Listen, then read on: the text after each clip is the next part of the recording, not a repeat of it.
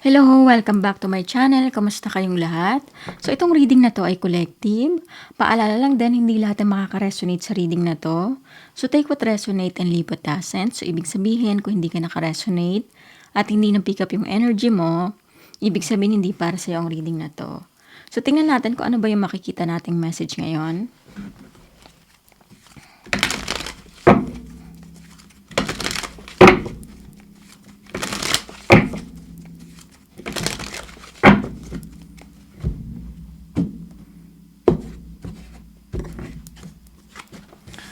Five of Cups, Four of Wands, Queen of Swords, Two of Swords, Four of Swords. So, nakikita ko dito, sobrang nahihirapan ka ngayon. Maaring hindi mo alam kung paano ka mag-uumpisa. So, nakikita ko dito, magulong-magulo yung isipan mo ngayon. Maaring nakakaranas ka ngayon ng matinding pagsubok sa buhay. So, nakikita ko dito, masyado kang nag-invest dito sa taong to. Binigay mo lahat-lahat ng buong pagmamahal mo. Kahit na wala nang matira sa'yo, ito yung nakikita ko dito na sobrang sakit dahil umasa ka na ito yung taong makakasama mo panghabang buhay. Pero sa nakikita ko dito, paulit-ulit kang sinaktan ng taong to. Maaring naniwala ka sa mga pangako ng taong to, pero hindi pa rin tinupad ng taong to or pinaasa ka lang.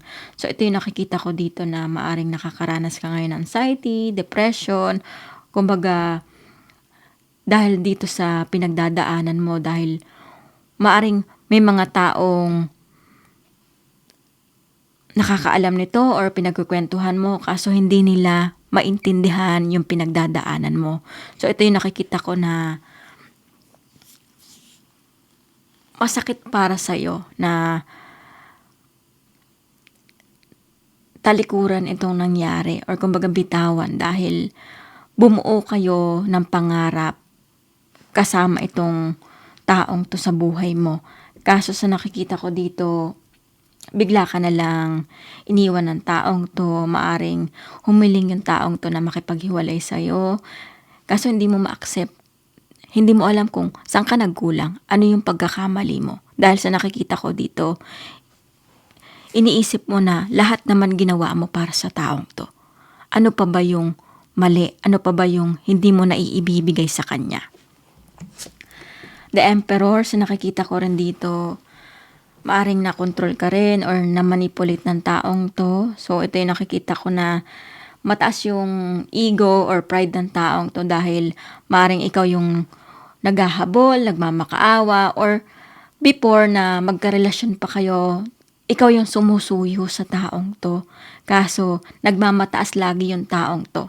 So, ito yung nakikita ko na hindi balance yung pinakita sa'yo ng taong to. Kumbaga, maaring hindi ka nire-respeto. So, ito yung nakikita ko na sobrang sakit na hindi mo alam kung matatapos pa ba itong nararamdaman mo or itong situation mo ngayon.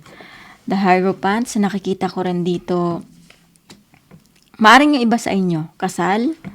Yung iba naman dito, isa tong long-term committed relationship. Kumbaga, maaring na-engage ka na dito sa taong to or may mga plano na kayo para sa future nyo.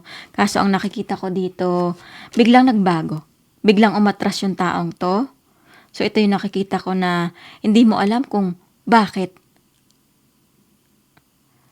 Kumbaga, out of nowhere na sinabi ng taong to na ayaw niya na or gusto niya na talagang mag-end itong relationship nyo. So, nakikita ko dito, matagal pinag-isipan ng taong to na makipaghiwalay sa'yo. Maaring sa situation nyo, nanlambig na yung taong to, hindi niya lang masabi sa'yo dahil nga ayaw niyang masaktan ka rin or maaring umasa rin yung taong to na mag-work yung relationship nyo. Pero sa nakikita ko dito, more on, ikaw yung nag-invest dito. Kumbaga, tinulungan mo yung taong to sa lahat-lahat para mabago yung buhay niya. Pero sa nakikita ko dito, parang naging unfair ito sa'yo. So, ito yung sinasabi dito na parang ikaw yung dehado, ikaw yung nawalan dahil yung taong to, maaring nakikita mo nang masaya siya or meron ng bagong karelasyon yung taong to. Pero ikaw until now, lugmok na lugmok pa rin. So, ito yung nakikita ko dito na hindi mo alam kung bakit nagkaganito or ito yung na-attract mong tao dahil maaring paulit-ulit kang nalagay sa isang sitwasyon, betrayal, third party situation.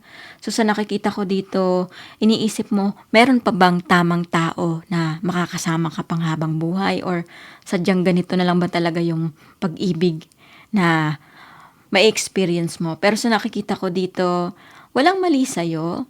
More on na naging genuine ka, pinakita mo talaga yung totoong pagmamahal mo dito sa partner mo. Ang nangyari lang dito, maaring hindi na nakita ng taong to yung sarili niya. Kumbaga sa nakikita ko dito, gusto na ng taong to ng freedom dahil na-involve itong taong to sa iba. Ito yung nakikita ko na akala mo okay kayo dahil maybe yung iba sa inyo wala naman kayong pinagtalunan. Kumbaga, yung iba maaring bigla na lang kayong ginost, hindi nyo alam kung bakit, ano yung reason. Pero sa nakikita ko dito, merong na-involve sa taong to.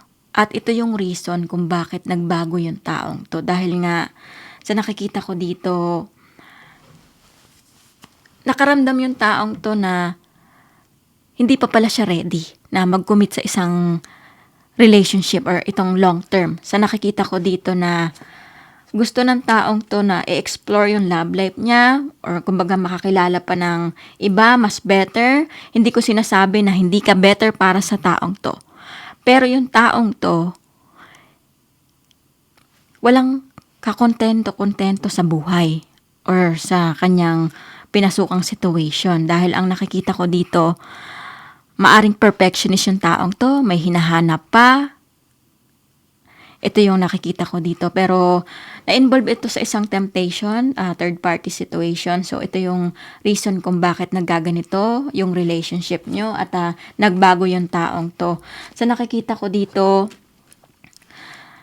hindi mo kailangan magmakaawa or mag-wait sa taong to kung kailan magbabago. Dahil sa nakikita ko, paulit-ulit kang ibebetray ng taong to. Ito yung sinasabi dito na maaring sa inyong relationship, ikaw lang pala yung umaasa.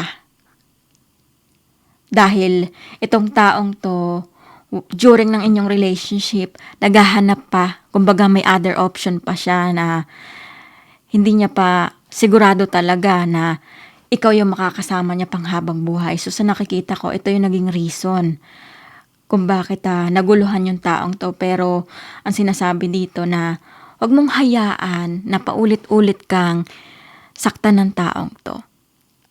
Piliin mo yung makakapagpasaya sa'yo. Alam ko na ibinigay mo lahat-lahat ng pagmamahal mo para sa taong to.